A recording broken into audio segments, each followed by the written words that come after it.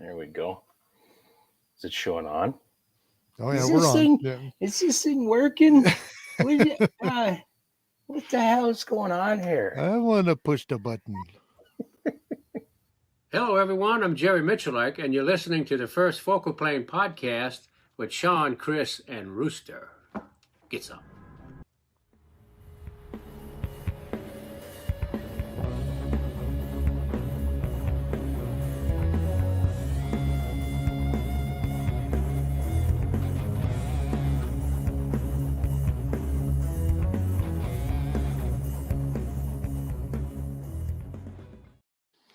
Man, it was good to see my old buddy Jerry again. Feels like I haven't seen him for 3 weeks. How much did it take for how many security personnel did it take for you to leave him? Vanja ran into him in the friggin' I hallway. saw that. Yeah. Yeah. The guy is he's a lethal weapon himself, requires no security, right? I think even if he doesn't have a gun in his hand, like he's kind of like a real life Popeye. He's got like big forearms and then like regular, I don't know how old he is, but he's like regular dude. But he's got like big forearms from all the shooting and all the years of shooting revolver and stuff. Yeah. So he could probably, choke Norris. Somebody pretty good. Yeah. Him and Chuck Norris could choke people pretty good, I think. Yeah. Well, welcome to the First Focal Plane podcast, episode 77. 77 episodes. And here our mother said we wouldn't amount to anything. She was kind to you, I guess. She told me a lot worse. Yeah, it could definitely be a lot worse. My dad used to say, when he was talking about whether he was, successfully raised children or not, he used to say, look, if you're not in jail and you're not dealing drugs, I figure I did good enough. Yeah. Well, and I don't think I'm in jail that, yet. I think. Yeah. Yeah. Anywho, yeah. We've got Vanja from Apex Optics on tonight. How you doing, Vanja? Great, guys. Thanks for having me on again. Doing good. I feel like I haven't seen you in about 3 weeks too. Yeah, it's been a bit. Yeah, I've seen you guys almost every day, and it was I'm in like Chris withdrawal. Boy, you don't hear that often. That's really unfortunate. Before we go too far into this, am I stuttering or are you guys stuttering? Is this my internet issue or is this your internet issue? Well, you're looking a little bit blurry. Vanya's looking good. I'm looking, as expected. I think this must be a me internet issue, which is really unfortunate. Okay, well, I might I'll figure that out as we go along. But so obviously we came back from SHOT Show. Am I right with this? It's been 3 weeks. Yeah, that sounds right. Yeah. Okay. Yeah. So 3 weeks ago we were at SHOT Show, and like you said, we hung out a lot. You were at 2 different booths because you're everywhere, and those 2 booths were MDT and KDEX. Yeah. And you saw a lot of people. You did a lot of talking, did a lot of showing off of your scope. People seemed to like your scope. I saw a couple of the MDT guys, showing off rifles with your scope on them, and they were playing with the scope, the optics there. I'm sure that it was nice being able to be featured on a couple of rifles. Hey. Yeah, for sure. No, we were honestly super, super fortunate to have these 2 amazing Canadian companies support our little optics endeavor. Honestly, it was a little bit surreal because we investigated going down a SHOT Show this year and having a booth and all that kind of stuff. But it just seemed really premature and would have seemed rushed and last minute. And we started looking at this in like October, November.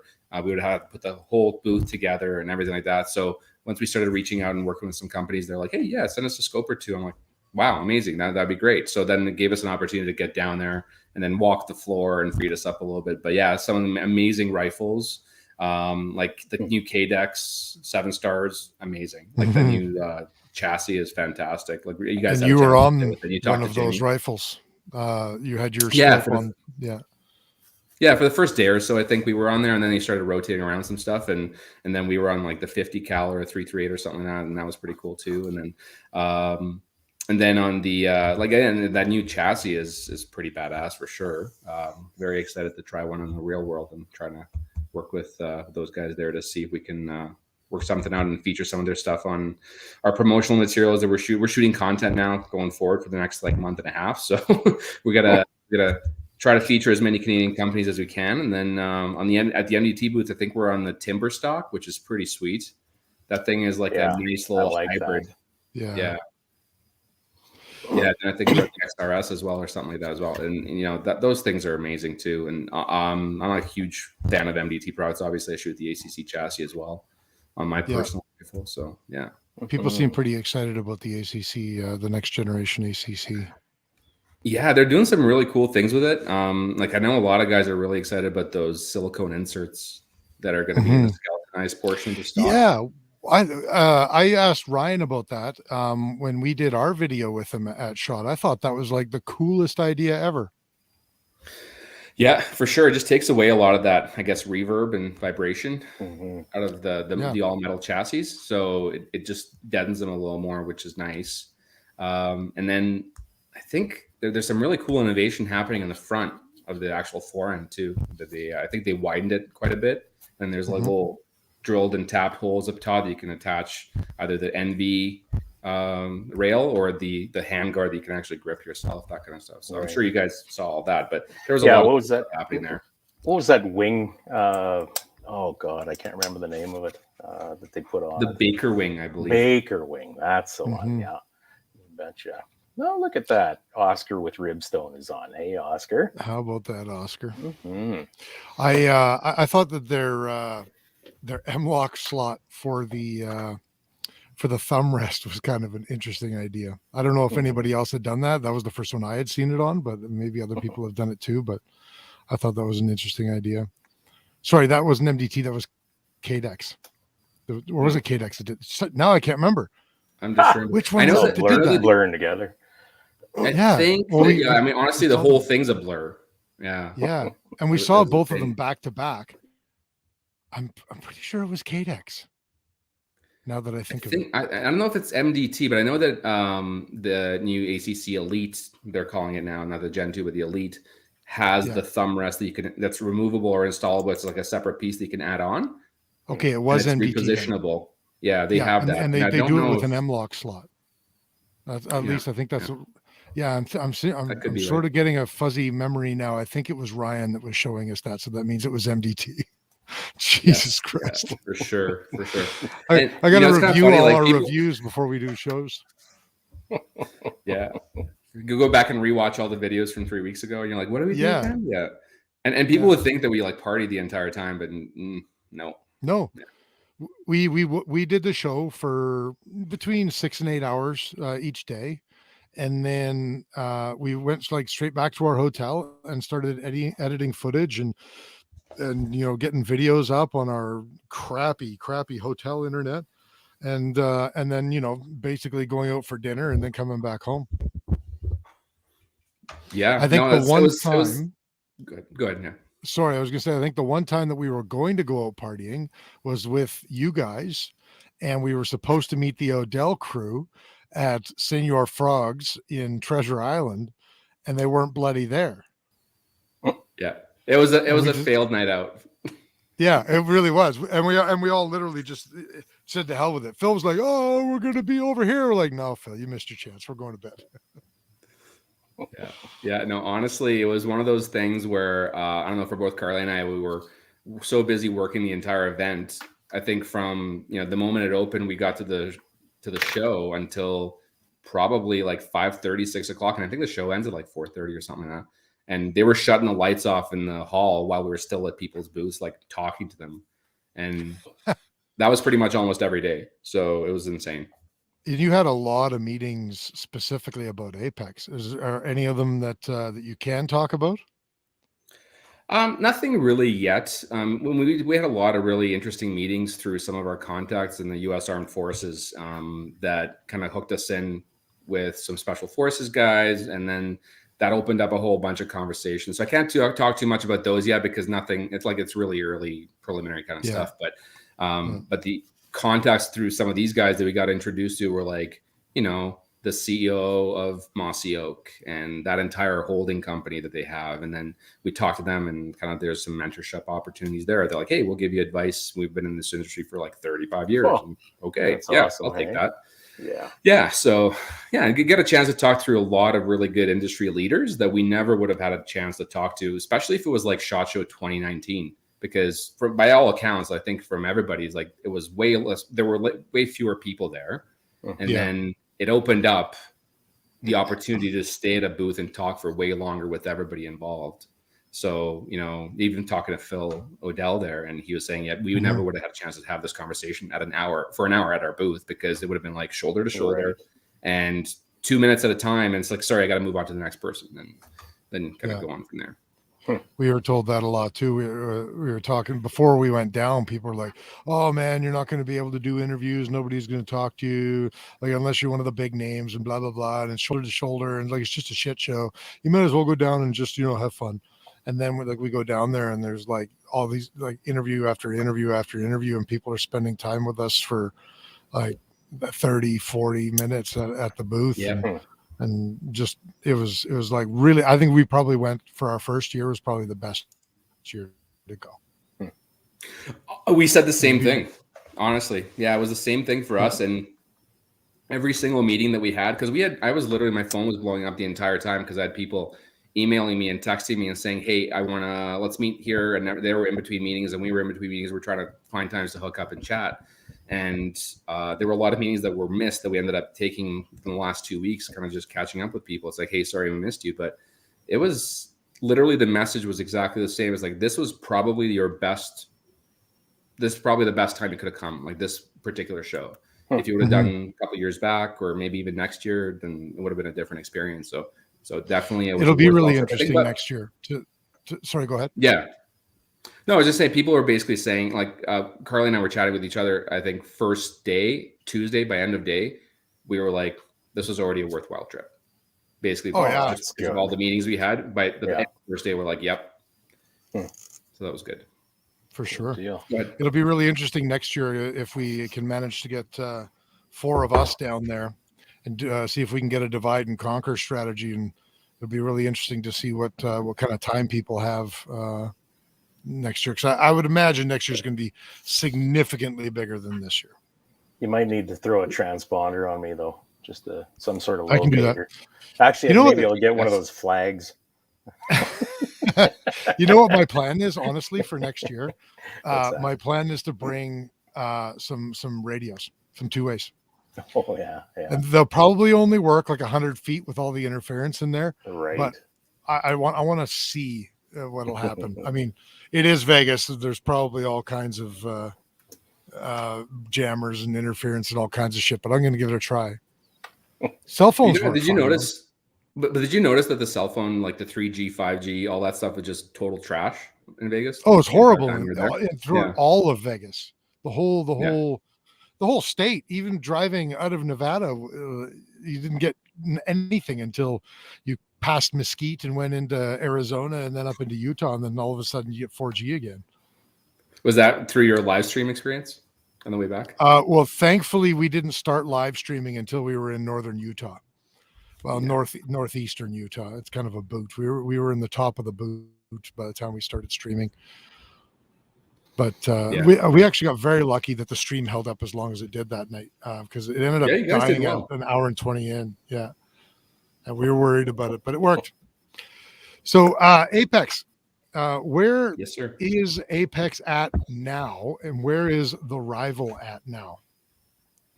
Well, the Rival, there's one in behind me on a new gray birch LDR there that they sent me to evaluate. And and I'll have to show you guys a little bit later here. This thing is pretty sweet.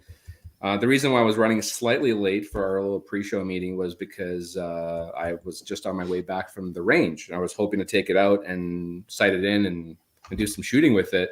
But I ended up going like the 85, 90K wind gusts at the range. So I was getting blown over. So I was like, little 22 rounds aren't going to do much out here. So I was like, well, I'll just turn around and go home. Yeah, 90-kilometer winds, 22 doesn't do very good. Yeah, no kidding. yeah, and especially in the cold. Yeah. Carly likes the gray birch. She does. She's been playing with it all week since we got it, and she just can't believe how light it is. And that carbon fiber barrel in front is pretty slick. No, that's an LDR, but it's not a Shrike. That's the Fusion barrel, right? That's right. Yeah. I've only got the Shrike. That's the first iteration, their 1022 clone before they were doing the Fusion barrel. Yeah, that's the Fusion barrel and then receiver. Yeah. Yeah. So you haven't got to try it out yet? Or no, Carly's tried it out? No, she was holding and play with it and just kind of dry firing and stuff, but we haven't actually fired it yet. So it's basically it's a virgin barrel right now. You'll like it. But, it's a very, very nice 1022. Yeah, no, and exactly. And I'm like, this might be a nice little rifle to use for, just for some 22 rimfire competitions. So give that a shot and see how it goes. Well, especially with the Apex on there, it's perfect for that. Yeah, that's what I was thinking. So anyway, we go back to the original question. Where are we at with the rival? We're going to hurry up and no worries. I was like, I was the one that derailed it, so I'll bring it back. Honestly, we're in a hurry up and wait right now. It's been so frustrating beyond belief. We were supposed to have these units shipped by the end of January. We're supposed to have them here kind of mid-January, have a couple of weeks to inspect and do our QA, QC process. We haven't even received our QC equipment yet from the factory. Everything is just so massively delayed. Yeah, it's been crazy. The factory guys, my reps are, they were like, "Oh, hey, did you receive your stuff yet?" I'm like, "I haven't even received a shipping notification. I don't even know if it's coming." Like, he's like, "Let me follow up with those guys." Yeah, so it's been ridiculous. One of the main things that apparently has been an issue is, two things. One, there was a massive shutdown due to COVID in Japan at the reticle manufacturing factory. There was a shutdown for 3 or 4 weeks. And we're obviously not their only customer. And they have some orders for big customers like the other optics companies of the world. Right. That are they're like, oh, well, 10,000 units at a time. And we're like a, little startup. So we kind of get shuffled along. So we're like fighting like hell to get back in that production queue line. So finally our reticles are now getting manufactured after a massive delay, and everything else is now at the factory waiting for the reticles. So everything's been milled, machined, anodized. They're just waiting to put and assemble everything together. So the entire bill of materials has been assembled, just waiting for that one little 4 millimeter thick piece of etched glass for the reticles. So it's just been sitting there for like 3 weeks at the factory. So they're like, and then apparently so close yet so far. Yeah, that's the frustrating part. And I'm like, obviously, and then the transit time is the other component too. Once they're ready, it's going to take like 3 months to get here by ocean freight if I can even get it offloaded in the proper time. So I'm like, no. Like, we're flying them in.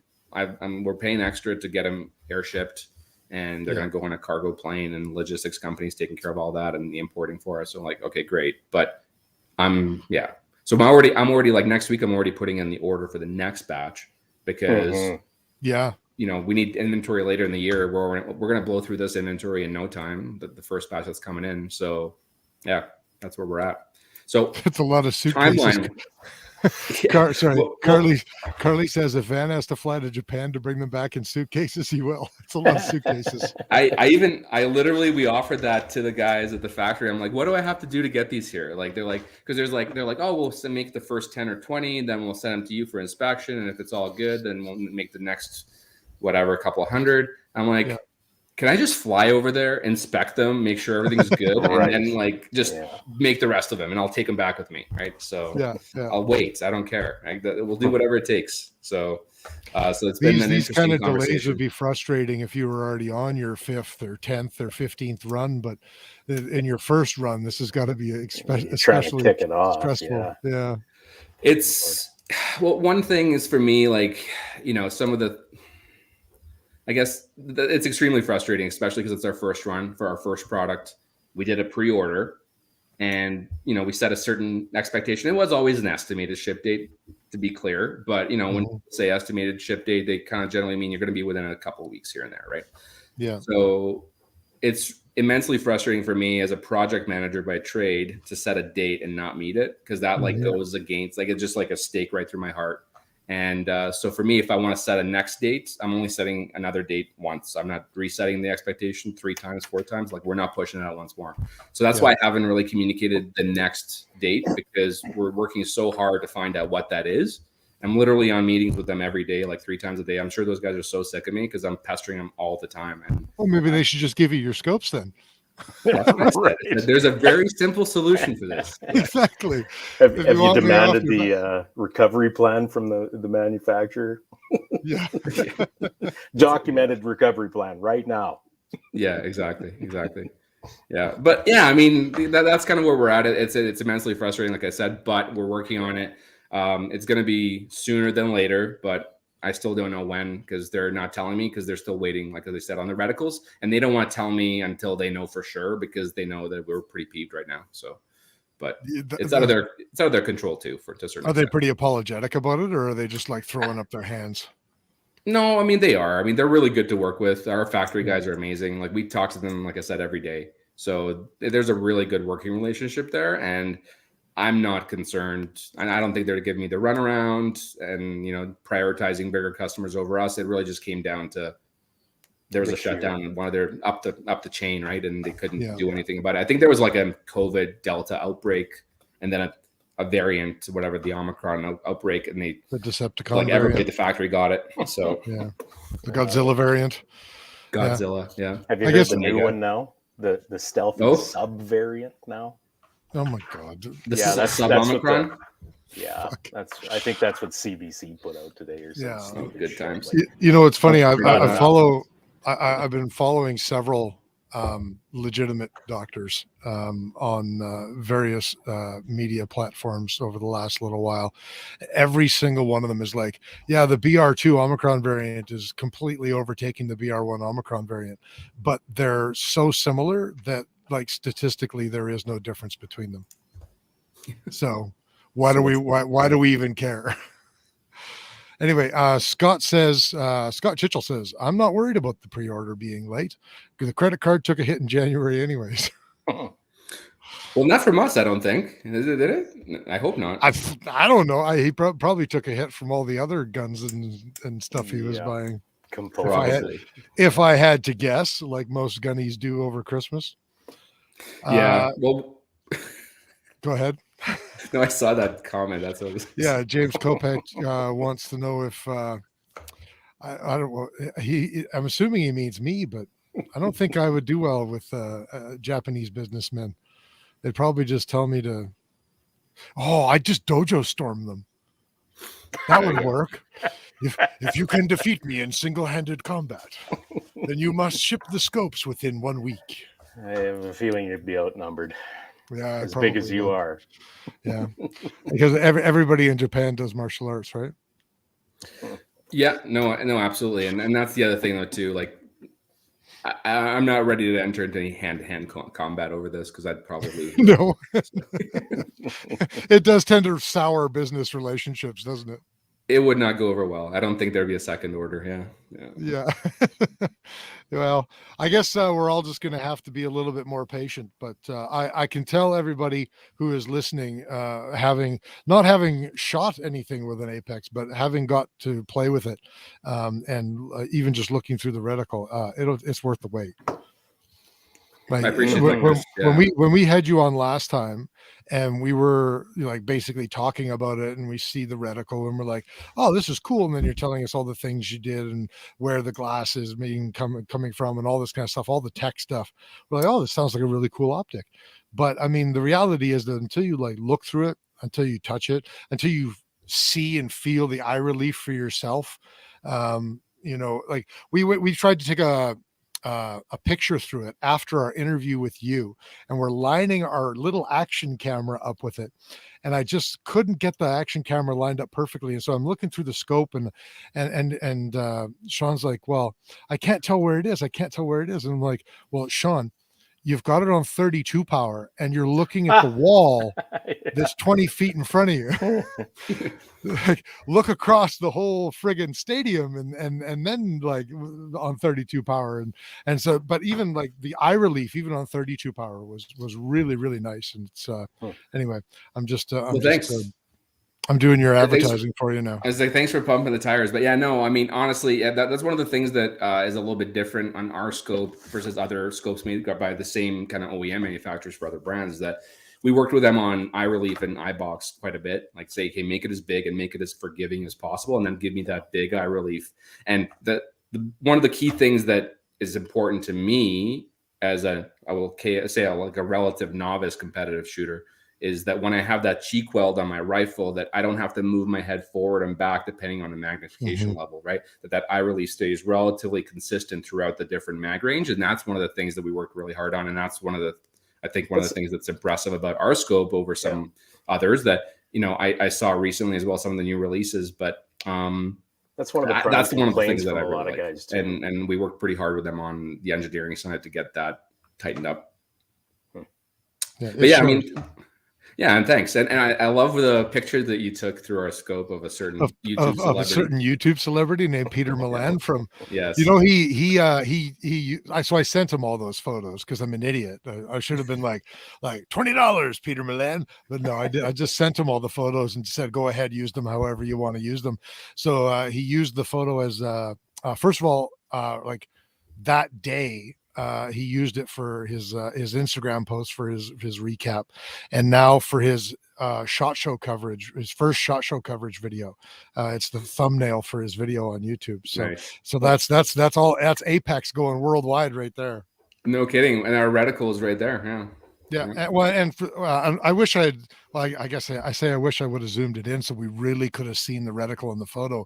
But I mean, that photo was taken on 4 power, and he just the top half of him fits into the reticle. I would have had to have been halfway across the show and then zoom it into 32 power to really get a good close up of the high power reticle. But it was a pretty sweet photo. And I was glad I got to take it. For the listeners who don't know, basically we took your scope. We went about 3 booths down? Yep.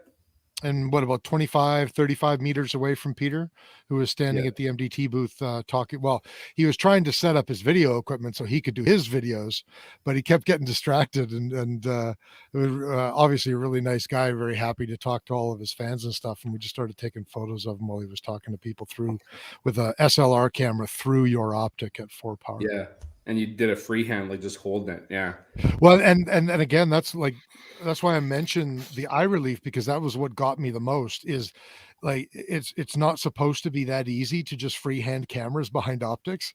And I know the action camera didn't do it quite that well, but that's also because it was 32 power pointing into a wall 20 feet away. But just freehanding an SLR camera behind the scope and having it line up that perfectly, because it's not like I just snapped a million pictures and one of them came out perfect. I've got like 8 or 9 perfect pictures with no parallax or anything around the rings. So yeah, no, I appreciate that. I mean, that's the thing. It was pretty funny watching you guys do that, because you set up on a table and then you like try to shimmy some stuff underneath just to get the right elevation. Yeah, there was a company that didn't show up or something like that, and we basically just took all their promotional material and stacked it up on their table and then propped the scope up on top of their promotional material. Basically, yeah. And I'm just texting Kurt some of the pictures that we want to talk about here in a minute, because I was gonna tease a couple things here in a minute. Well, but yeah, honestly, are we allowed to talk about the new one or yeah, we can talk about it a little bit. But yeah, I mean, the last thing on the rival is that to the point that Beaver Whisper there that put up, I think he put it up there, Rooster, for a little bit there. Yeah, we definitely don't want to keep customers just wondering when. I just want to make sure that I have a date to communicate before we send someone out. So I know my inbox has literally been slammed for the last 2 weeks of people constantly about the pre-order, like, hey, my credit card hasn't been charged yet. And that's the one thing, is that we haven't charged anybody $1 for any of the pre-orders yet. So that's solid. That's super solid. Yeah, like one of the things, like, we don't want to take anybody's money yet until we have the product in hand and we know we're about to ship it, right? So just like literally the day before we ship it to you, that's when your car is going to get charged. So yeah, we'll I we'll thought try to you keep said everybody. Beaver Whisperer. I missed the comment. I was like, is that like, are you calling is that Scott's nickname now? Or apparently that's Beaver Whisperer following us on YouTube. I have no idea who that is, but I love the name. It's great to see Beaver Whisperer joining us on the show. Let's take a pause for a minute here. And you said you were going to try and send some photos to Kurt to put up. While you're looking for that stuff, let's pay a couple of bills here and let everybody know that our show is brought to you tonight by EM Precision Rifles.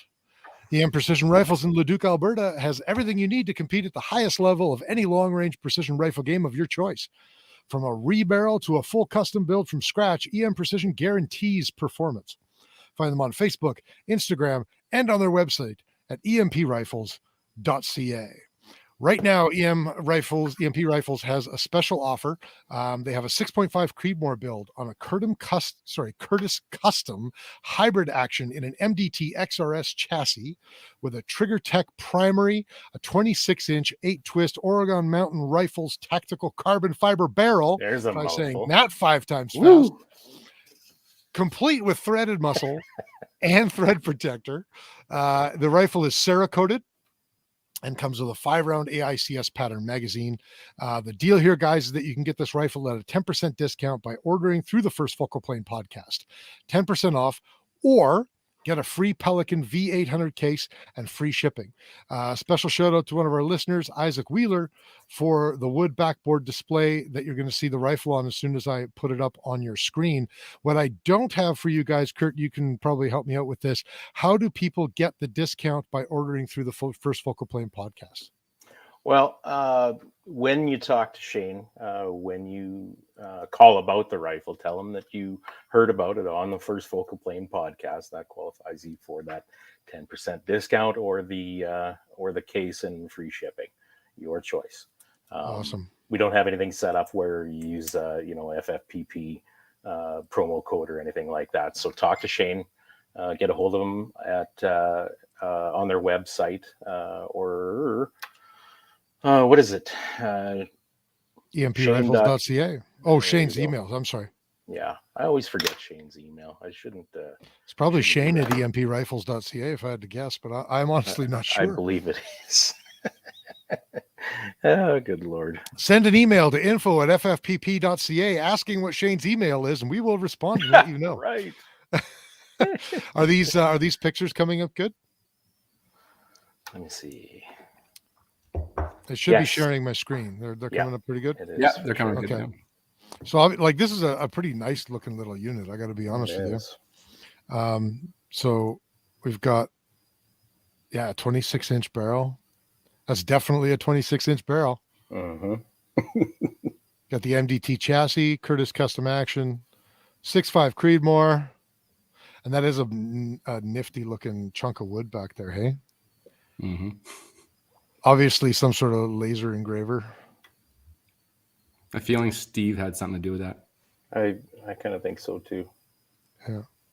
So that's this cool with the railroad tie spikes in there. Yeah, I thought that was kind of awesome too. Just the iron spikes. Yeah. They use. Never mind. I was going to be sacrilegious for a moment, but I won't. Yeah, so that MDT chassis can. Oh, sorry, there's Peter Milan. Hey, look, that just happened to come up. There's Peter Milan with an Apex scope. Just throwing some voodoo at you. That was not planned, but I'm going to go with it anyway. This is the one, or maybe not this one. Yeah, that was the one that he used on his on his stuff. So yeah. Anyway. So just to clear things up, thank you, Shane, for getting my back on that. Contact Shane at shane.emprifles@gmail.com. There you go. I remember that. Nope. It's been a long day. Been a long day, yeah. Well, why don't you let us know about BAC there, and then we'll get back to Vanja and Apex. All right, folks, for world-class specialty coffee, from Canadian Forces veterans, go to boltactioncoffee.com. Order up some coffee for any occasion, and while you're there, check out the great line of apparel, mugs, stickers, and patches. I believe hats as well. Help support a great veterans organizations as well as this show. At checkout, when you order, use code FIRSTFocalPlane, all caps, all one word, for 10% off your order. Doing so directly supports the show. Awesome. Did you get all those photos over to Kurt there, Vanya? Yeah, and I sent some over to you on your messenger as well there. So Yeah, Chris, I sent it to your Gmail as well. Oh, so apparently I just need to open all of my stuff on my dodgy internet tonight. I've lost my internet 2 times in the last 4 days. Had the Shaw cable van behind our house. I was going to say, you're looking a lot clearer now. Is that what I think it is, Vanya? Yes, it is. Oh, that is nice looking. So is that going to, before I show it, okay, I can't talk about it and not show it to the people. Hold on. There should be 2 or 3 pictures there, but I think on the one that I sent you, it's more the updated one, I think, but there are 3 different zoom levels on it. We can talk through that. Okay, so this is the first one that came up. Is that not the first one we should talk about? No, that's the 5X. So the first one is like that's the 10X. Okay, that's the only 2 I believe that have come through here. Oh no, there's a first one there. There, go left, one more. That one. Yeah. Hey, that's bitching. So that'll be on 1X. That's 1X. So what we're doing there, because it's a First Focal Plane podcast. Sorry, just real quick for our audio listeners. Nice. I like how you did that. Just real quick for our audio listeners. What we are looking at right now is the reticle mock-ups for the second Apex scope yet to be released, which will be a Vanya 1-10 LPVO scope, correct? That's correct. Yeah, 1-10 LPVO, 28 millimeter objective lens. Exposed tactical turrets that are locking and zero stop. That's cool. Locking windage turret that's also exposed, and then 9 illumination settings with 2 night vision settings. That's going to go on my hunting rifle. Yeah, and they're daylight bright. Like they're going to be super bright. So when we were designing the reticle itself, we had to keep the daylight brightness kind of in check and in mind when we were making sure not to make too many areas illuminated. So at 1X, the one that you're showing right now, and for people who can't see it, I'll basically try to explain it. But there's a segmented circle that's on the outer edges, and it's large. It's like, I don't know, I think it's like 30 MOA or 30 mil. But it's basically just drives your eye to the center of the optical center of the scope itself. So it really allows you to do some quick target acquisition, transitions, that kind of stuff for semi-automatic style shooting, especially. Yeah, I was going to say that'd be great for just blasting. Yeah, and then we actually gave some fairly like good sized stadia while still keeping an open top as well on there. You'll notice that the open top is important when you go all the way up to like 8, 9, 10X as well. And we should mention that again, because you did that with the Apex, and that seemed to be one of the really big things that a lot of the long distance shooters, all the comments that I've seen, they seem to really like that open top for being able to see. Like I imagine with the Apex, it's so they can see trail, but I imagine that would translate to this as well, because you're getting a better sight picture. Like you can see more of the picture rather than just, red flash or reticle or whatever in front of your eyes. Was that the idea with it? That's exactly the idea. So it's not obstructed, right? So that when you're actually looking through and you're trying to find targets, especially if there's like one right behind the other that you're not, or kind of offset slightly, that you're not obstructed by that top half. And we didn't really find there was much of a difference in trying to, see how useful the reticle is if you actually have that top half of the stadia in place. Mm-hmm. So we saw a massive benefit to this. And one of the things that we, like you said, we get the most amount of compliments on is the open top half of the reticle on the CLR. So we've kind of borrowed some of the same themes from the CLR reticle when designing this one. We try to keep it consistent across the family lines. And then when you actually go into the next zoom level at 5X, you'll notice we do, I just want to mention real quick that I like that you guys have a very large, like you said, the broken circle for quick acquisition. But I like that your center dot is not going to be overpowering. Like it's not going to be a giant, like 8 MOA flash looking at you sort of thing. I like that it's going to be small, but like you say, daylight bright, that's all you need. It doesn't have to be big. Yeah, it's basically like, I think it's like 2 by 2 mil. So basically a 4 mil circle on the inside, and then there's actually a floating dot in the middle of it as well. So the inner circle, which is what, about an MOA? I'm still trying to do. I am now learning milrads in preparation for buying one of these scopes from you, but Sounds I'm not good. quite there yet. So, Yeah. 2.2 mils. That's approximately 1 MOA, right? A little smaller than 1 MOA. No, it's more than an MOA. So I it's think more it's than- something like probably like 10 MOA. Oh, is it Let me really? do my math real quick. Okay. But Can yeah, everybody I see think it's that like I'm searching this here. yeah, I 1 think it's milrad 4. is 3.43. 8. Yeah. Okay. Yeah. So 2.2 milrads. Yeah, 7.5 MOA. Okay. Still, it's not. Yeah. That. What am I doing here? Where am I Good supposed Lord, to be? man. I forgot Your where I was Facebook, supposed to I think. be. Yeah. There we go. Yeah.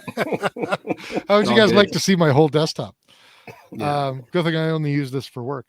Yeah. So, but even just looking at the reticle, though, it doesn't look like it's going to be oppressive or overpowering, and you're not going to be able to see your target. Yeah. So the purpose of the outer rings is really just like I said, to bring your eye to that middle piece, which is the middle part of the reticle. So it's basically a T-shaped reticle with a Christmas tree as well in there. So the Christmas tree is not really all that useful at 1x, and you don't really need it to be. But then if you start actually going zooming in at 5x, you'll notice the more the details of the reticle itself. The outer rings are still visible, but they disappear completely at 6. So as you kind of get into those higher magnifications for longer target or mid-range target engagements, that inner tree becomes way more useful to you. The inner floating dot is useful, and then any of the holdover values are right there for you to use as you see fit. That's a really neat trick. Kurt, have you ever seen that before? With that Which outer is that ring? specifically? The outer ring that I've No, never I seen that haven't. before either. Like, is this like is this an Apex innovation or? We're probably one of the first ones to do it in the non-military setting. Okay. But I've seen a couple of companies attempt it, and a couple of companies. I think one company in particular has come out with it on the commercial side. But we're trying to do something a little bit more innovative. I also like how at 5x you still got. So how big is the center dot? How many mils is that center dot? Ooh, let me tell you, I've got the thing here. You know you're not sharing it right now, are you? Right, Chris? I'm not. You're not. Oh, my StreamYard says I'm sharing. That seems dumb.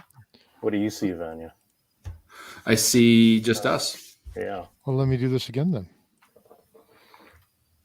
How about that? Is that better? There you go. Do that. Okay. So right now, that middle, like the center floating dot, is that what you're asking about? Yeah. Or the inner circle. The very center pinpoint. It's a quarter of a mil, so it's 0.25 mil. 0.25 mil. Oh, for So God's that sakes. is that's just under 1 MOA. Well, that's pretty good. Yeah. Yeah, that's 0.85 perfect. MOA. But Yeah. you still have another outer circle to help draw the eye into the center. I like that. Yeah. Yeah. Okay. So if you actually look at You laughing the at my 10 my magnification- milrads there, Kurt? No, I'm laughing at JR. Or is he making fun of my milrads? No, he's what you said about losing your internet. He said, "Are you sure you lost your internet, or was your internet just not into you?"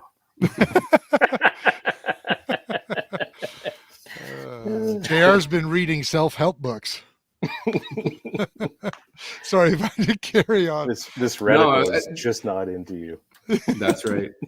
One of the things I actually want to mention at the 1X is that optically, we're going to be probably one of the very few optical system that's a true 1X, not 0.98, not 1.018. It's going to be literally 1X, and it's been tested and certified as of last week.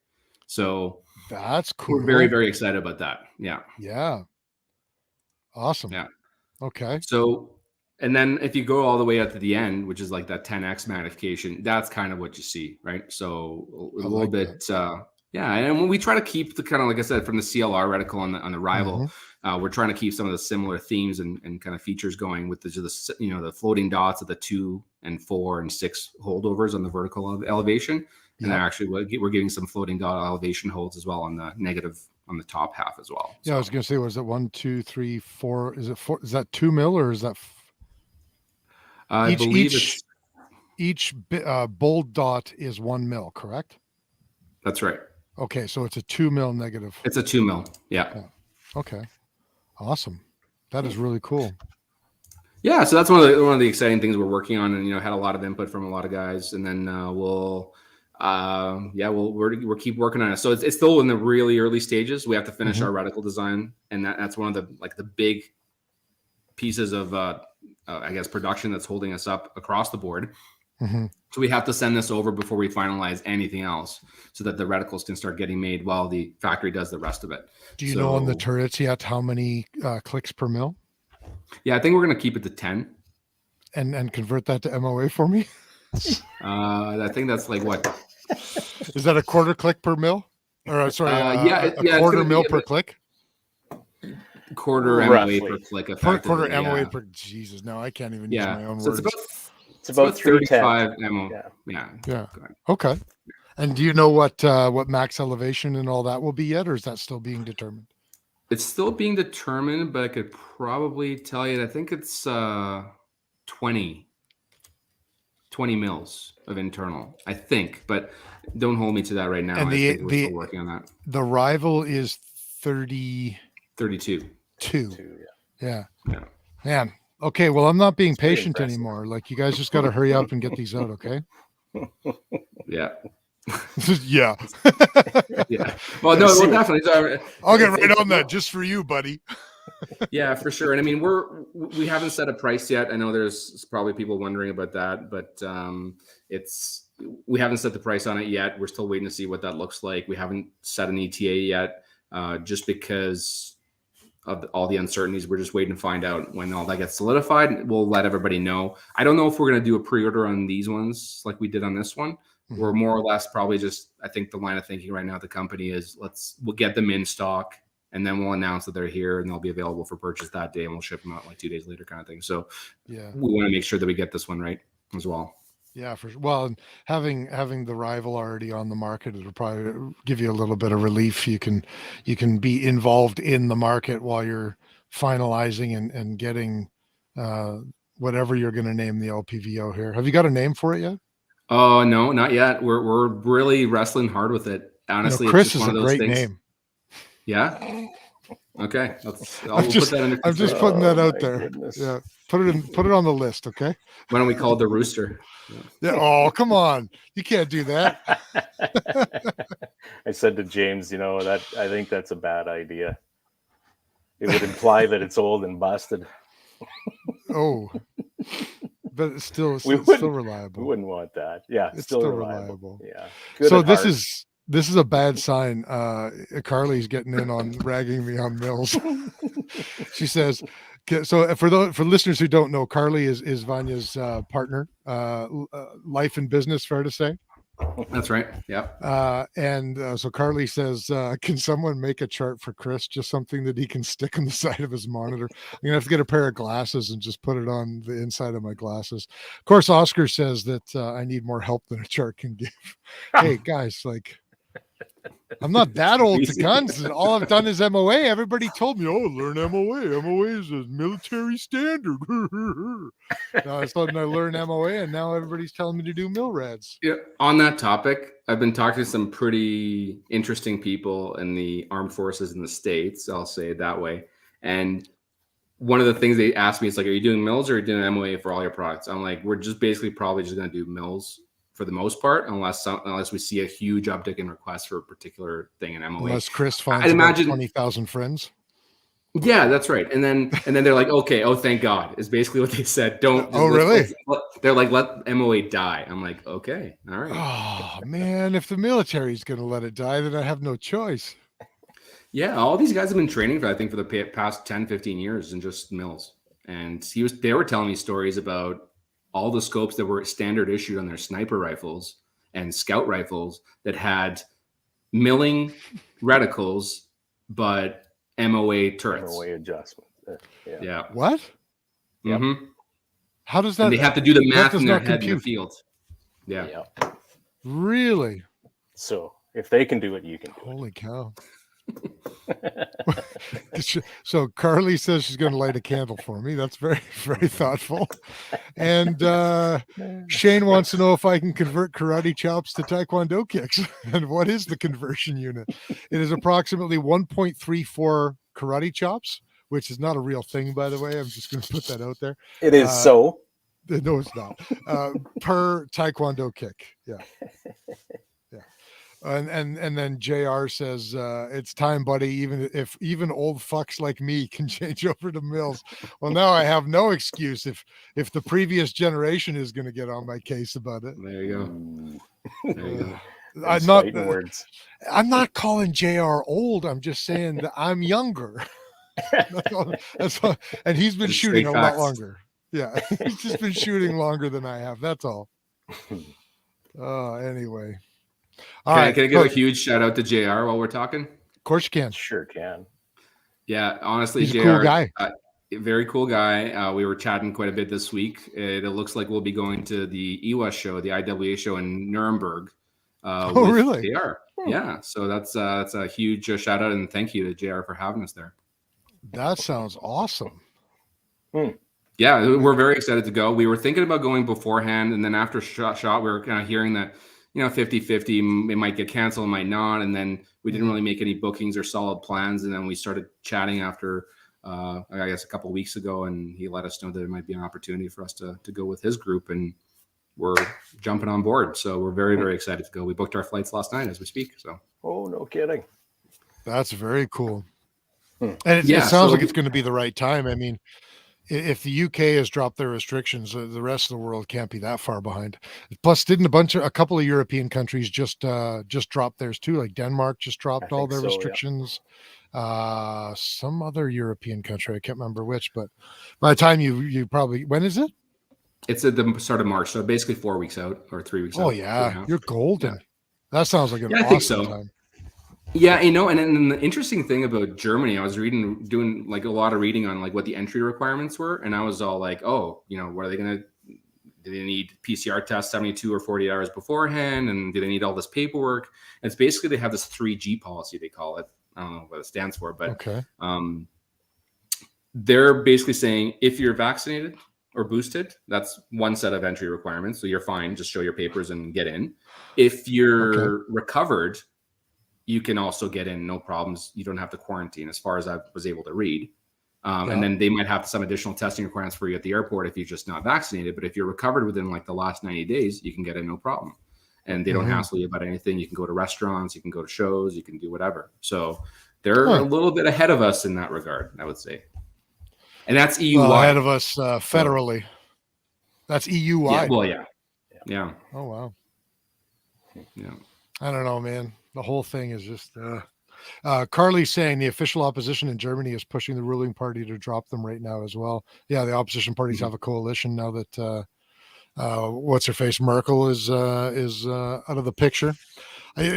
Germany seems to be a very interesting. Just really quickly, it seems to be a very interesting place right now, and not necessarily in a good way. Right.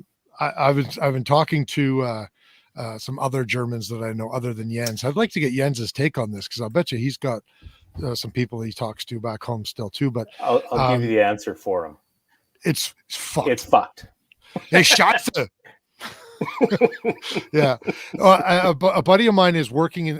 He is German. He was in Canada. He's in Germany working in mines right now, and he's saying that in some of the cities, the city that he's in particular, I won't say what it is, but there's police literally walking around with a 6-foot stick, and they're holding the stick in the middle of the stick. Oh my God. And they're putting it between people to make sure that, like, if I hit you with the stick, you're too close and you're breaking restrictions. But aren't they then breaking the restrictions themselves by being in between you? Yes, right. Because they're only 3 feet away from two different people. It's just like... yeah. But yeah, interesting place. Anyways, so I'll have to report back if it's screwy or not. But yeah, I think you'll have a great time. Anyways, make sure you drive the Autobahn. We thought about it because we're actually flying into Frankfurt and going into Nuremberg, and we're going to take the train. But I thought about renting a car and just giving her drive. You know? Don't let somebody drive you. Drive. and rent like a tiny little diesel Ford Festiva and wind that shit out at 190 kilometers an hour in the third Just from left vibrating. lane. Yeah. And just watch all of the beamers pass you like you're standing still, even though you're doing 190. I'll do you one better. I'll get a smart car, and then we'll see how well Oh, we do. boy. Even better. I don't know though, because that's made. Well, I guess it's It's Mercedes, right? Yeah, it's made by Mercedes, but so is the Yeah. Ford diesels. There, I think, are also made by Mercedes, aren't they? Yeah, I think so. I'm Or not is it sure. the Mercedes are made by Ford? There's some sort of relationship. Anyway, the point is, you'll love the Autobahn. It's great. Perfect. So, what were we talking about? well, we were talking about Apex Optics. Is there anything We else were. that you want the public to know before we go off the rails? Honestly, the only other thing that we're working on right now, well, only other thing that's in kind of the process of prototyping right now is the 3 to 15 hunting scope that we have on our lineup. How did I not know about that? I thought I told you guys I last think you couple did. at You shot. just forgot. You've probably filled us with so much information I completely forgot. Yeah, no worries. So we're working on that, and it's basically going to be a similar reticle to what you just saw on the other one, minus all those outer segmented circles. It'll just have a floating dot, and it'll be a 3 to 15. It's going to be awesome. It's going to have the same like locking exposed turrets as the 1 to 10 LPVO. So 10 mil revolutions, all that kind of stuff. We're waiting for the final specs on like the field of view and all that kind of stuff, but we'll see what the engineers come back with. What'd you come up with for tube diameter and ocular size? Right. And all I wanted to know that stuff? on the LPVO too. So tube diameter on the LPVO is 34 millimeter, so it's going to be beefy. Mhm. But on the hunting scope is going to be 30 mils. Okay. And we're like 99% sure it's going to be a 44 millimeter objective lens. I think that's a good choice for a hunting scope. It'll be a little bit lighter that way, right? Yeah, we're looking to reduce weight across the board. Yeah, because it's still going to be apochromatic lenses, ED glass. So there's going to be substance to it, right? So by reducing the objective lens from 50 to 44, we're actually shrinking the weight down by, it's not just a straight piece of math, because I think there's 3 lenses in the front, and there's like another 3 or 4 in the middle system, and then there's a bunch more in the back. So on the front end, by reducing it by about, 6 or 7%, that makes a difference, especially on a lightweight rifle. Man, I have a feeling I'm going to have like burnt orange on all of my guns in the next couple of years here. I'm sure Shane can help you with that. Those guys did an awesome demo rifle there. I think I was talking about it last time, that had all the orange and black on it. And we are going to have throw levers on every single one of our optics. Oh, good. Yeah, Oscar was asking that if they're going to have throw levers. That's great. I don't know if my hunting rifle, I don't know if my Sig Cross is worthy of Shane and Steve's time. They might just tell me to go fuck myself and get a real rifle. Get out. Yeah. But I like that gun. I hunted with it. That's great. Anyway. Aaron's brought up, we'll revisit this, I guess. Is there any more clear timing on shipping of the rival beyond Q1? Eagerly awaiting my scope. Yeah, we talked about this a little bit earlier, Aaron. Yeah, for sure. And I'll just kind of reiterate real quick that we're still waiting on the production schedule from the factory to get finalized for us before we commit to a ship date. So we're working really hard to get those out to everybody. So we'll send out a note to everybody who's pre-ordered and anybody who's signed up for our email list. So as soon as we have a date. Cool. I like that Spud is trying to get in on the ground floor of Apex. He wants you to be publicly traded so that he can buy in now. Yes.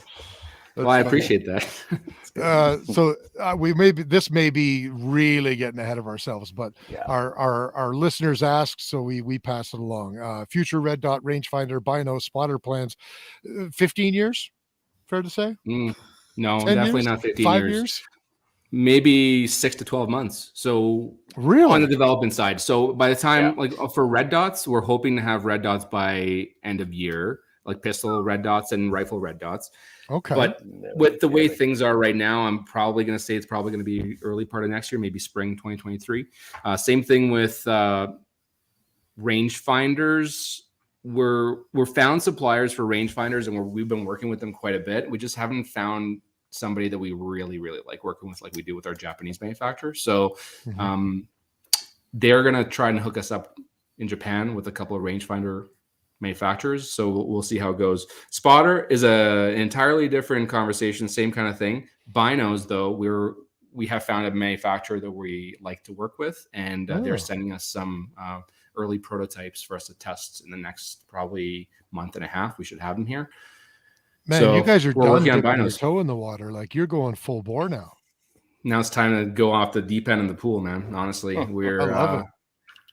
Yeah. So all of the binos that we're going to come out with, we're going to probably have 2 to start with. It's going to be a 10 by 42 and a 12 by 50. Okay. Both ED glass, both like as lightweight as we can make them. So yeah. You know, I was just in our first focal plane chat amongst ourselves today. I was just talking to the guys about me getting some binos, and so maybe I'll wait now. You hold off, maybe. I'll hold off. Yeah. What about range finding binos?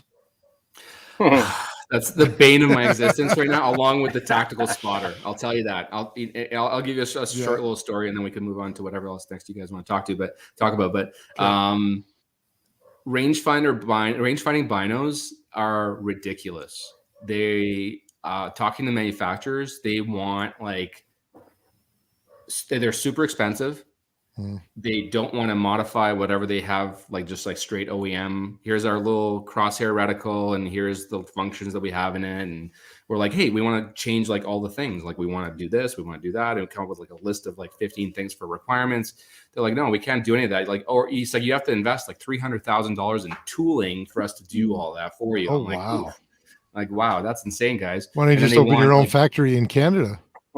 Honestly, yeah, we were thinking about that. So we're like, why don't we just do this locally then? Because you know, for us to get it manufactured over there is going to be a giant pain, and it's going to cost us like there's not a cost savings, because I think they're talking like, you know, $700-800 US per unit as our cost.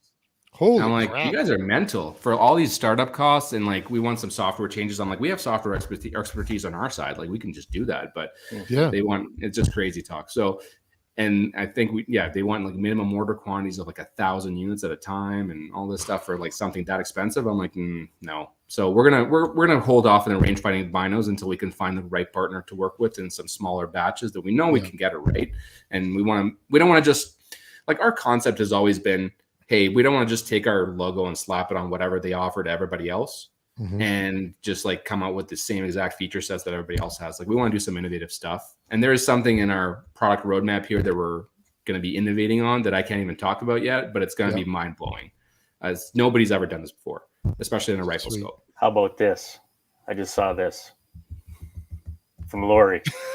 How about a red dot magnifier with a reticle and flip out mount? And I have one more thing to add to it. It has to do your homework. Internal bubble level. Oh, okay. Internal bubble level.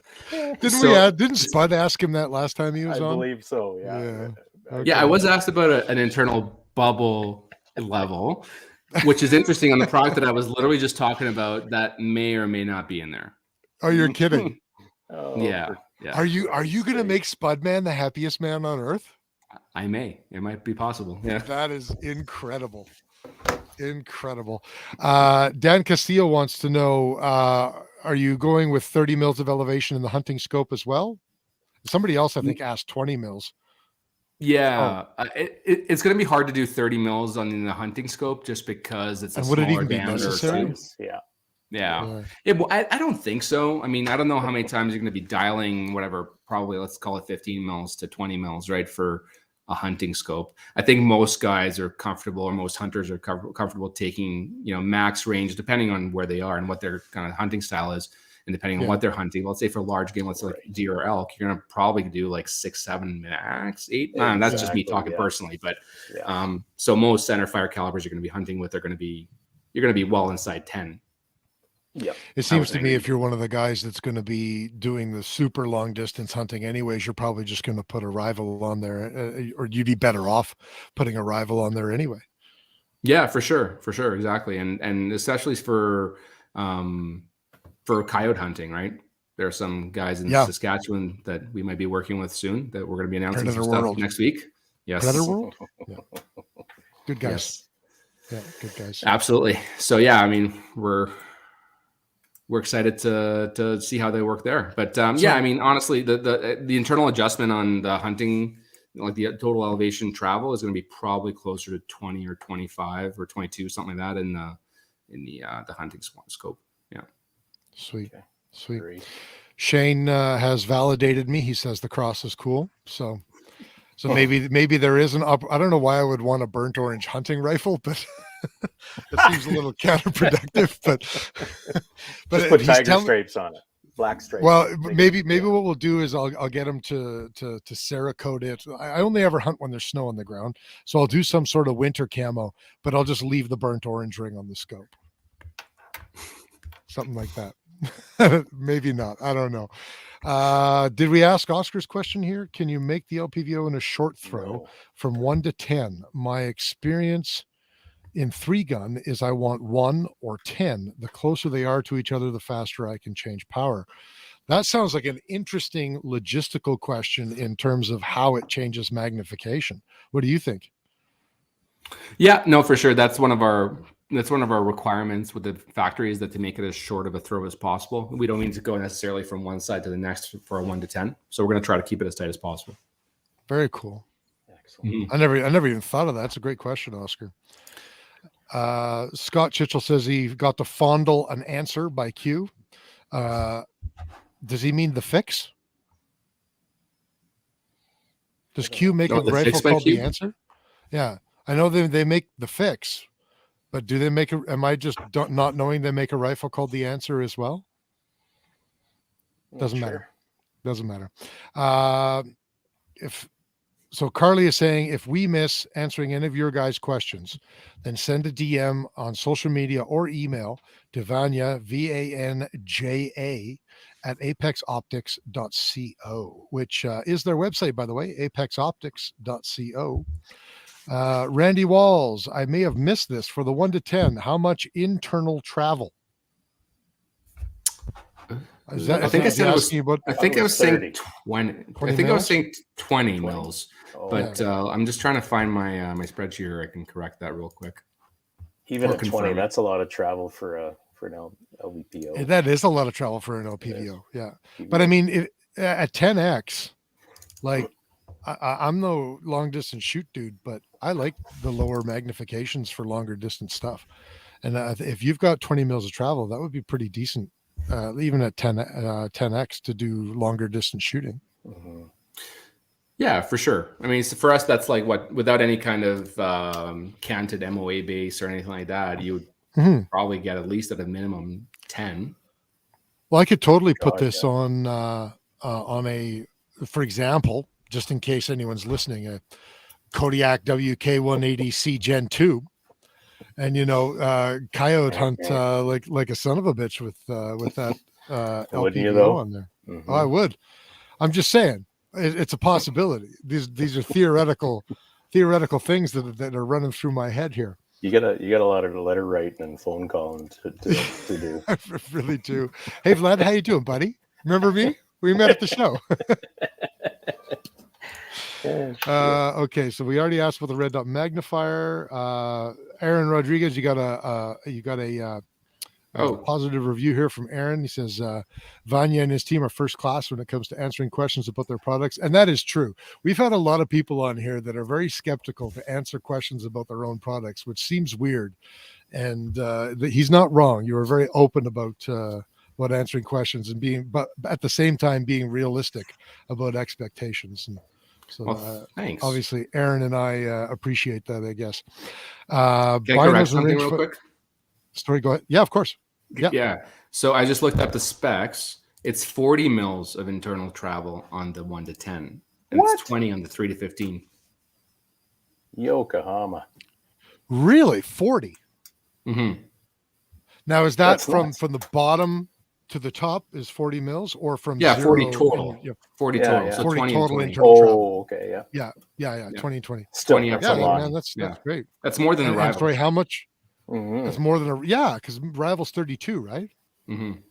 That's crazy good. Yeah. And you said how much on the 3 to 15?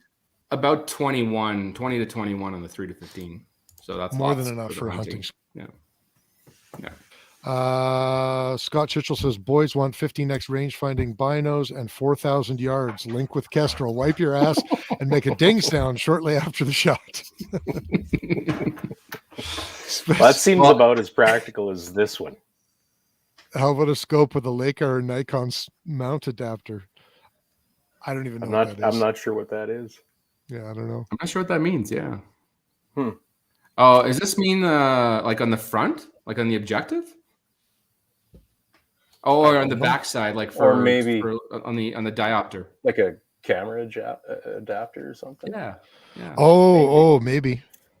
Could like be. a phone scope type deal. Yeah. I wouldn't mind one of those. Hey, I could use those in my industry. Scotty's got all sorts of good ideas all the time. Yeah, for sure. Are you putting in my dual plane reticle idea? That seems like a private question. Know what that is either. Yeah. That's Shane asking that, right? Yeah. Yeah. It sounds like he and Mike, you're playing video games and drinking again.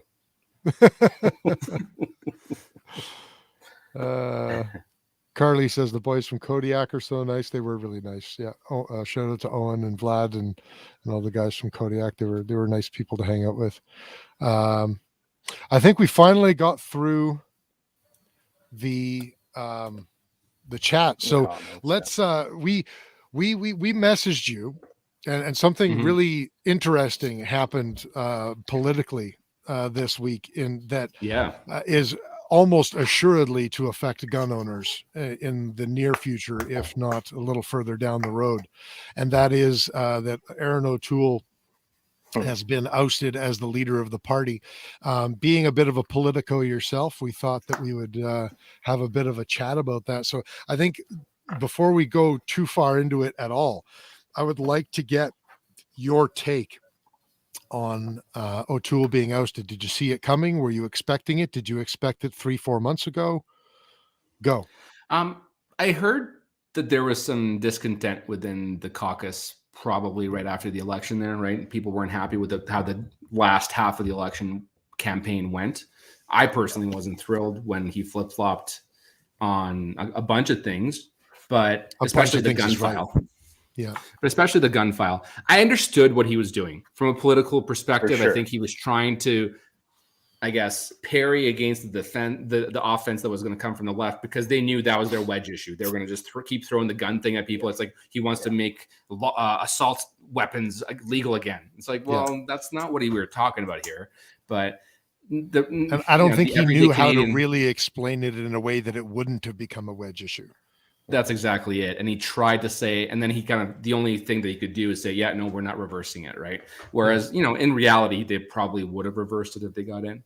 But that's my take on it. And then after that, I think it was just a slow crawl of people just turning against him over and over again. Because I think at the end of the day, like from my perspective, looking at it as a Westerner and an Albertan, you go, what is the net difference between Aaron O'Toole's Conservatives and Justin Trudeau's Liberals, on the totality of the file? You go, not much. There's some incremental differences here and there, but they have basically aligned more or less right on top of the Liberal platform.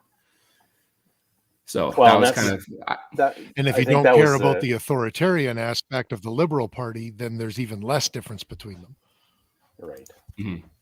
Yeah, that's exactly it. So I think, personally, I'm, of a very strong libertarian views myself, is that in the sense that my concept has always, where I stand on things has always been the rights of your fist and of my face, right? And vice versa. Yes.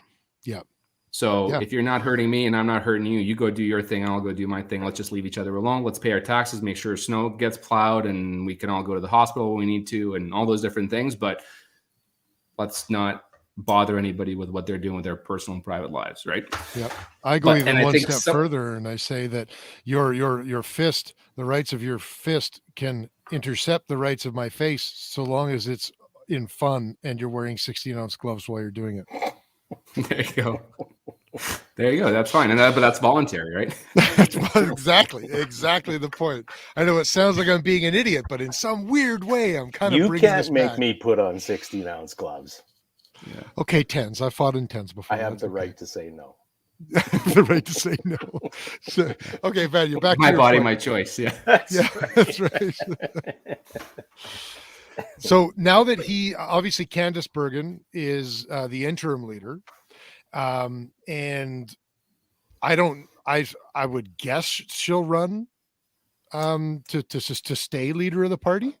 What do you I think? don't know if she can.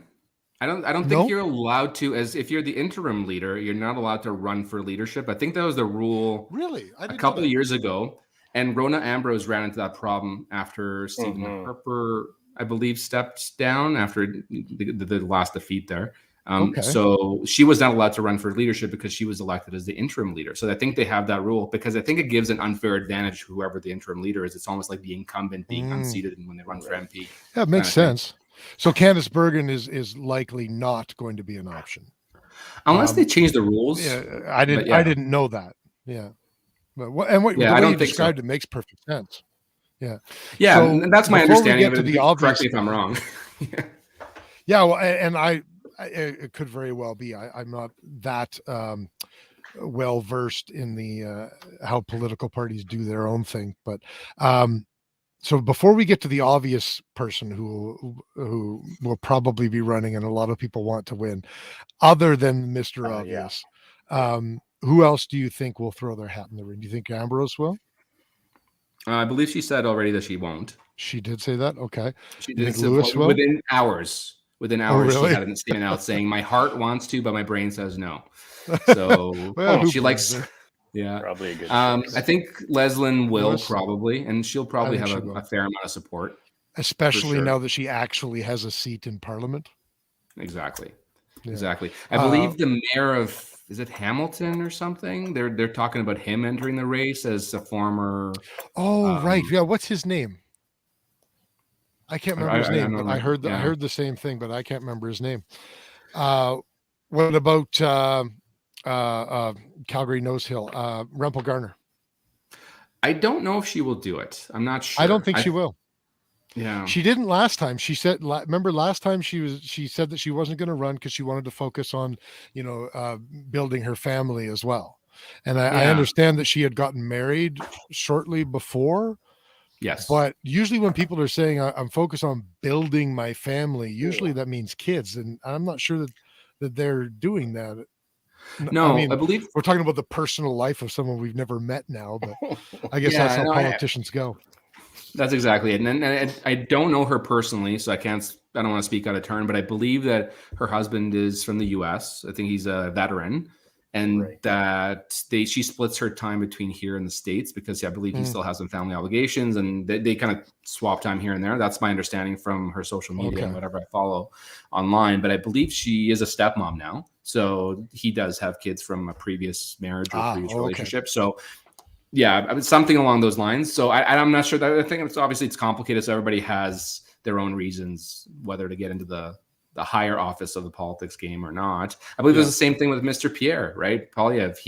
His wife recently had another baby, I believe, 3 or 4 or 5 months ago, something like that. It's their second kid. So maybe now might be the right time for him to enter that race, whereas before he might have been hesitant. So I think that'll be very interesting if he doesn't. Sorry, go ahead, Kurt. Yeah. So I'm just wondering, regardless of who runs or regardless of who is elected into that position, what do you think it's going to take to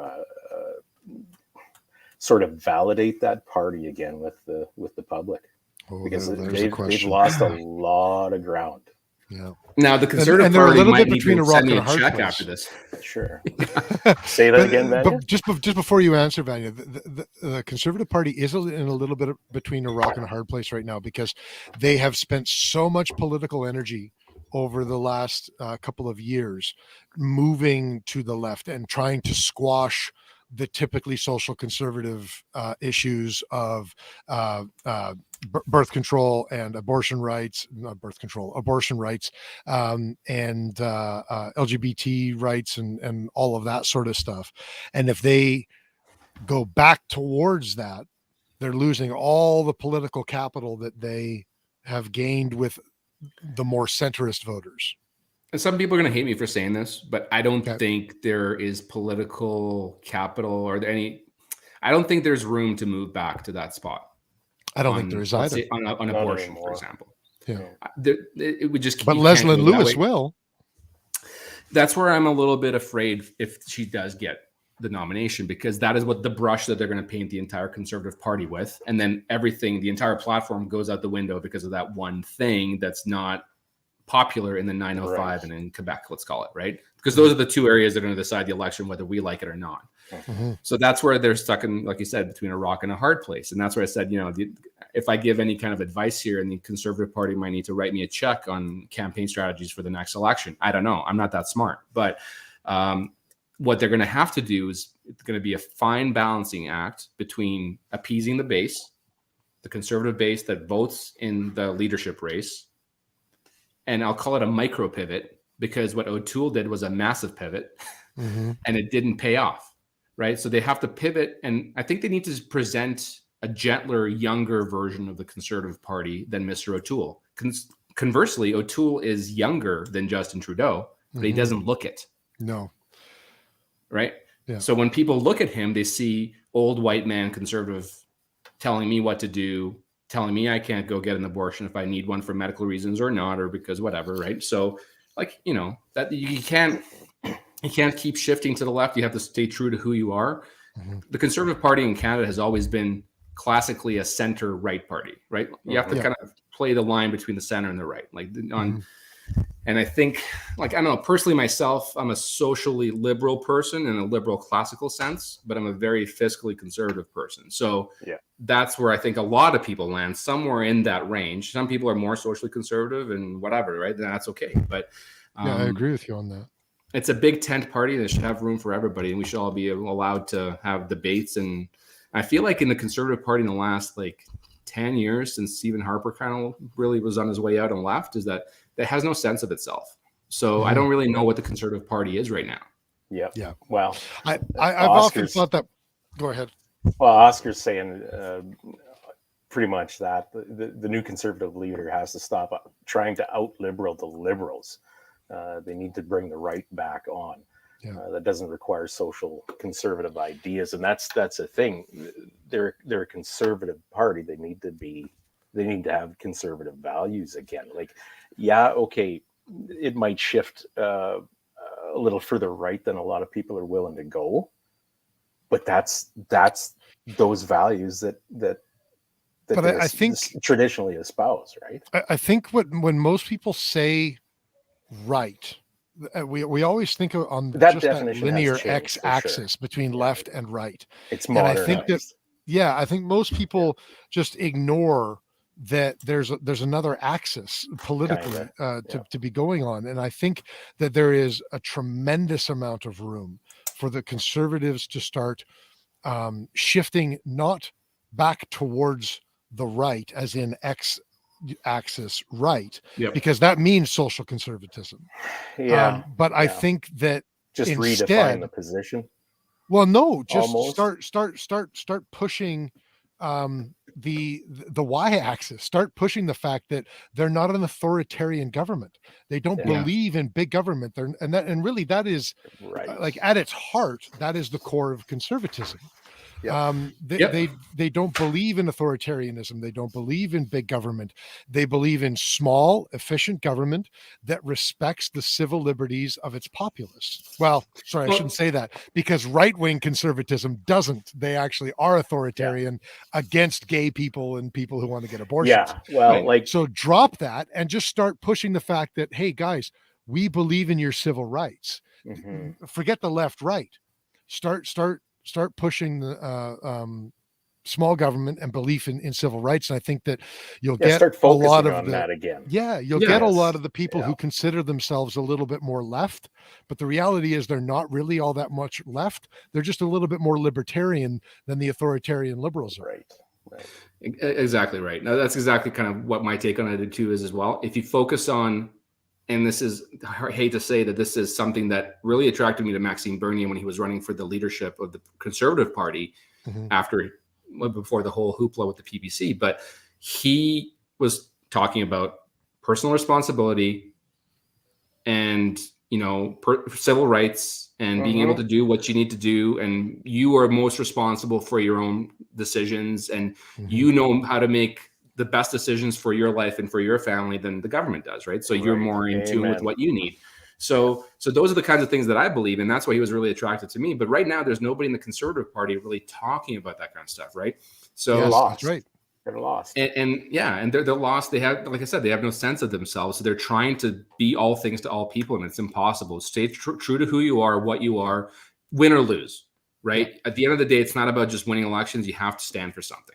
O'Toole tried to stand for so many things that he ended up literally standing for nothing. Yeah, exactly. Yeah. I don't believe 100%. in a carbon tax. Well, I believe in a carbon tax, but different. We're not going to ban guns, else. but Yeah. we're actually we won't overturn the ban on guns.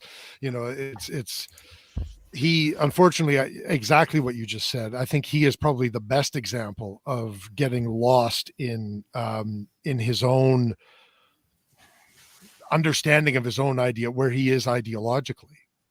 So I think I know exactly where he sits ideologically, because I've heard him talk about quite a few issues fairly openly before in the last couple of years, and especially I think even going back to different. He was, because I think he was trying to win the election by only listening to pollsters, and that is a problem, right? Because if you tell, it is done. Obviously, it didn't work, right? Yeah. And I don't think that moving to the center is a bad idea. I think it just has to be done the right way while still staying true to what you are as a Conservative Party in Canada, right? And one of the other things that I think is very important to know, and this has been my theory for about 15 years, the Canadians consume so much American media that it poisons the well on Canadian Conservatives, because anytime, especially in the 905 Toronto area, GTA, and suburban areas around there, and then Toronto, Montreal, whatever, right, in Vancouver, a lot of us, we all grew up watching The Daily Show and all that kind of stuff, and you start talking about Dick Cheney and the Darth Vader and all those kinds of synonyms. Yeah. It kind of poisons you, like, all conservatives are bad, right? And back when The Daily Show was a good show, you mean? Yeah, with Jon Stewart, yes, of course. Yeah. But the only Daily Show incarnation that I still watch. Yeah. And then they get a sense of, like, I've always told my American friends and Canadians too, is like, do not listen to what the news says about Canadian Conservatives. Canadian Conservatives are actually more closely aligned to what the Democrats of the early 2000s used to be. Yeah. Yes. Right before they went way off the kilter. So, like, they're not extremists. They're not, crazy Republican Tea Partiers or whatever you want to, like, whatever image you want to put in your head, or whatever your most disliked vision of a Republican or a conservative is. But, and we're not the Christian right, quote unquote. We're not the fringe minority or this and that. It's, oh God, don't even get me started on that stupid speech that was on Monday or whatever it was. Trudeau's? Yeah. I was going to puke, honestly. I'd have to take a bit of a gravel before I listen to anything he says these days. But yeah, it's pretty bad. And Spudman's also not wrong. He says, the CBC is not any better. And I think the best example of that is how hard the CBC during the election was trying to make O'Toole seem like Maxime Bernier. Oh, God. How does that work? Well, that's the thing. Watching coverage over the last couple of weeks, especially this week, was really interesting, because especially with the protests that are happening and how everything was being framed in the mainstream media, or I'll call it classic media, and it's still being framed that way. Although we're seeing shifts, like Carly and I have been reading news quite a bit over the last couple of days, and we're seeing American news media start to portray it as not as a fringe movement, as a movement that's gaining support from more and more Canadians as the days go on. So that's the Americans reporting that. And we're not just talking like some sort of fringe publication. This is like New York Times and Atlantic and all that kind of stuff, right? So it's interesting. But so long story short, do you think that Poilievre will throw his hat in? Because it seems to me that if he does, it seems pretty likely that he's going to be the next leader of the party, to me. I think so. I think it's going to be a crowning as opposed to a leadership race. If I think personally, if he does end up running. Yeah, the crown the prince of the overwhelming favorite. conservatives. Yeah, but Yeah. I will say this. I think if first of all, I'm going to address Jens. Jens says, "What about shooting?" Well, Jens, if you had joined us for the first hour and 15 minutes, it was all shooting. Anyway, I'll say this: if Pierre Poilievre becomes the next leader of the Conservative Party, it'll be very, very interesting to see how his how and if his personality changes, because Well, I right. am not completely convinced that as like the charisma, yes, everybody loves that, and as being in the a part of the opposition in the shadow cabinet, the way that he is combative with people and just talks circles around people and makes them look so stupid is great. But as the leader of the party who wants to become the prime minister, I just don't see most Canadians supporting a smartass. Because let's face it, he's got that face. He looks a little bit like a smartass. If he's on your side, you're the guy who's sitting next to him like, yeah, that's my buddy. But if you're not on his side, you're the guy who's thinking, I want to punch that fucking guy in the mouth. He is such a mouthy little shit. And it'll be interesting to see if he tones that down, if he does A, run, and B, becomes leader. So are you calling him the Sean Avery of politics? Yes. Yes, I am. Yes, I am. Yeah, but And if you know damn well if he does change his personality, his conduct, whatever, like what's going on behind the scenes? What's he going to be allowed to do, or you know, is he going to be still be that same guy that he is right now, or does he change his tune? Well, that'll be interesting too, because Yeah. I think that we've seen an answer to that already. Mm-hmm. When O'Toole shuffled the cabinet, Pierre had a great opportunity to rebel because people were pissed off for him that he got a demotion in the cabinet. But he took that new position and he fucking ran with it, and he did the absolute. So I think he's proven that he's a team guy. For sure. And I think that's exactly what the Conservatives need right now. Sure. Exactly. Agreed. My take on it is that, you know, Pierre's well known as a bulldog in the House of Commons, right? So he goes in there and they send him after, attack this person on this issue and go talk about this and talk about that. But I think a lot of times, though, he hasn't really been given an opportunity to shine. I think he's an incredibly smart guy. You know, he's down to earth. He's down to earth. He's very, very eloquent, as you can see in all of his different arguments. He hardly uses notes when he talks. Yeah. If you'll notice, he doesn't have a piece of paper in his hand. He's it's sharp. all just it's up here. And he's right? got the comebacks. Yeah. So I think what will end up happening is that I think most people don't want to see that change. Like if he runs, I'll probably go volunteer. I'll donate my dollars. I'll do whatever it takes to get him elected as the leader personally. He's my number one pick. If he runs, I'm all in. I actually sent him an email saying that today. So because we had some interesting conversation with the former MP out of Saskatchewan at that event on Wednesday night at the SHOT Show. Mr. Was Gary, the former MP? Yeah, Mr. Gary Breitkertz was there. Yeah. I completely missed him. Yeah. I sat down and chatted with our current CFO, but I completely missed that we had a former MP there. Okay. Yeah. So I ended up chatting with Carly, and I chatted with him for a long time. And Carly has a way bigger history in federal politics than I do. She actually used to be involved in our riding association, and she was elected to go to the convention and all that kind of stuff. I think she was one of the delegates or an alternate delegate. So they were talking politics all night, and then we told him, we said, we love Pierre, and this was well before any of this was coming to a head. We didn't know anything about. We just kind of heard some rumors here and there that there might be a shakeup or there might be some sort of a vote about leadership, and we were just kind of talking about like we'd love to see Pierre run. Like he is amazing. He's like, well, you know what? Just tell him you talked to me, and he's a former colleague and friend of mine. Just tell him you met with me and that I told you to email. So I emailed him today and said, you need to run. Like, please do. Because people of our generation, I mean, we're all kind of in a similar generational bracket, I'd imagine. Not Kurt. Maybe not Kurt. He's young at heart. Yeah. I know a lot of people that want him to run. Everybody that I talk to wants him to run. I think there'll be a massive outpouring of support and a surge and a renewed excitement in the party. Yes. That's key. right there. Yeah. Yeah. Because you need those people to come out and vote. I'll tell you this. I think Maxime Bernier is desperately hoping he doesn't run. Yep. Yeah, 100%.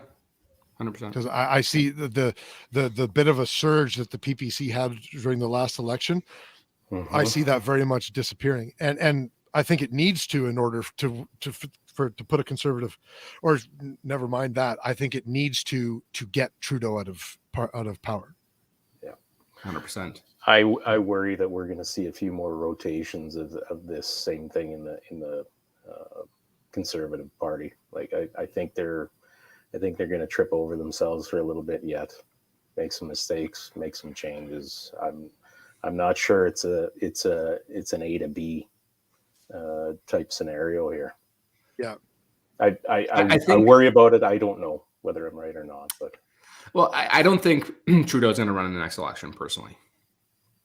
I kind of don't think so either. There's a little bit of that's another thought. Interesting thing. Yeah, there's a little bit of thought out there that his handlers will in a couple of months say, okay, your useful idiotness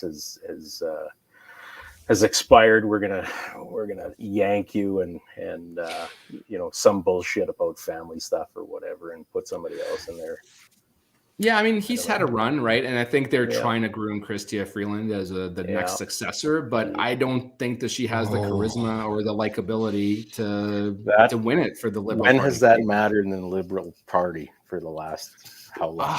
Well, I mean, Sock Boy, when he first came around, that was all he had, right? Yeah. Literally all he had. Yeah. The hilarious part is before he was prime minister, I mean, most people, we have such a short attention span, we won't remember this, but even the CBC before he was elected was talking about like, how is this guy qualified to be our prime minister? Right. Yep. 100%. And, Chrystia Freeland herself has a really super inflated ego too. And she thinks she's, the next isn't that shoo-in, right? Yeah. With an ass like that, I don't understand. Some people like that. I don't know. I guess. So I don't want to change the topic too much, but I think we should touch on this because it's current events real quick before we wrap up, because we are also over an hour and a half. And if Sean's not here and we go over an hour and a half too much, we get docked pay. Yeah, we get slapped on the wrist. We're on overtime. But Alberta Rob 77 says, how about the 216,000 mail-in votes that didn't get counted? I have some questions about that. The first thing I want to know is how many of those votes were votes that were not postmarked before the cutoff?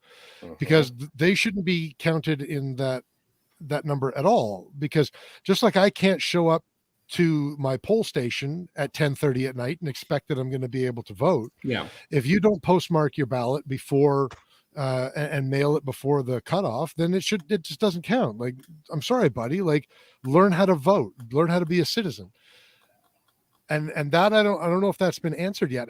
What percentage of those is that? Because like if 200,000 of it is people who voted or who sent their mail off 2-3 days after, then I don't give a shit. Right. No, exactly. 100%. Yeah. And that rule should apply to everybody, right? It's like, I don't care what party you vote for. The voting rules just across the board. One thing, speaking of voting rules, one thing that I never understood is how voter ID is such a controversial topic in the States. When in here, we have to show our ID all the time. I'm like, to vote. I'm like, what are you talking about? I have to show my driver's license and a piece of mail probably. So it's like. They seem to take their rights a lot more literally than we do. Yeah. And I'm not saying that they shouldn't and that we should. I think we should take our rights a little bit more literally. But I think that opposition to ID is probably just simply that. Yeah. Yeah, for sure. I mean, somebody asked, can you imagine Freeland debating with Polyev? Oh, I've seen it. I would love that it's so not much. Pretty. I've seen it during question period, and she avoids a lot, but I don't care. I would love to see the hour and a half podium head to head of those two in an actual election. I think that would be awesome. But back to the 100%. But back to the question of the mail-in votes. I did not see in the article that I read. I'm pretty sure it was the same one that you guys saw. I think it was the Western Standard or something, or TNC News. I'm not sure which one it was, but I thought it was Western Standard. Yeah, but basically they were saying it was like a bunch of them were damaged, and some were encountered for unknown reasons, and then others were just missed. Yeah, they did say some were lost in the mail, some were damaged, some were slow in the mail. Like there obviously were other reasons, but it would be nice to know like what percentage of what are we talking about here? Mm-hmm. You know? Yeah, exactly. It'd be interesting to know. I mean, I'm not the kind of guy to always jump to the conclusion of a conspiracy or some sort of deliberate act. To me, like Hanlon's razor, I don't know if you guys have ever heard that before, is more or less it's like, it's the rule that I kind of live by, is that don't attribute malice where stupidity is the answer usually. Oh, yeah. So, or incompetence easily solves the problem. So, I typically lean on incompetence as the first option that I kind of trend towards whenever I'm trying to solve a problem. Is like, did this person do this on purpose? No, they just suck at what they do. Like, so yeah, that's probably what it was. Yeah. What's it doesn't always work out that way. Hanlon's razor. Hanlon's razor. I'm going to need to look that up because I think that I tend to subscribe to Hanlon's razor without knowing what Hanlon's razor is. Yes. Yeah. No, I think you're probably right though. I think that a lot of people, their first inclination is malice. But I, especially in this case, I'm not convinced that it is. It could be. I mean, I can't say for sure. I'm sure maybe a part of it is, but I don't know if the totality and the whole it is. I'm not sure if there's a whole convoluted conspiracy. There might be. I'm not smart enough to answer that question. So I am. Good. Yeah. That's called the Dunning-Kruger effect, right? That's exactly what that's called. That one I'm familiar with. All right, let's we should probably start to wrap this up here. Let's pay a couple more bills and thank a few more of our sponsors. Number one, Odell Engineering. They are the geniuses behind the Canuck line of firearms. Odell Engineering is your premium importer and distributor of some of Canada's top brands of firearms, including Bergara, Rock Island Armory, Mission First Tactical, Hyperfire, and of course the made for Canada Canuck firearms.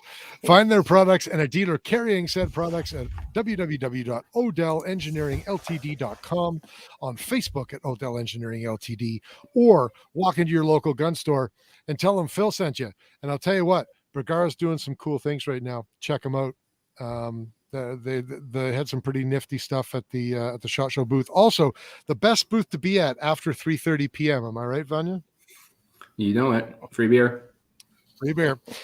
Do you want to do the next one? This one seems like an important read to do tonight. I think we'll probably keep it short. Apex Optics. You've seen it here already. Designed in Canada, built in Japan with premium ED glass. When you buy Apex, precision comes standard. Look for them at apexoptics.co. How's that? And if you want to know more about Apex Optics, hit rewind now. Yes. Because I think we got some pretty good information on what's going on. No kidding. Hey. Go ahead. Also, we have ScoutVid. They're an interactive platform for youth of all ages to showcase their talent, from profiles to highlight reels.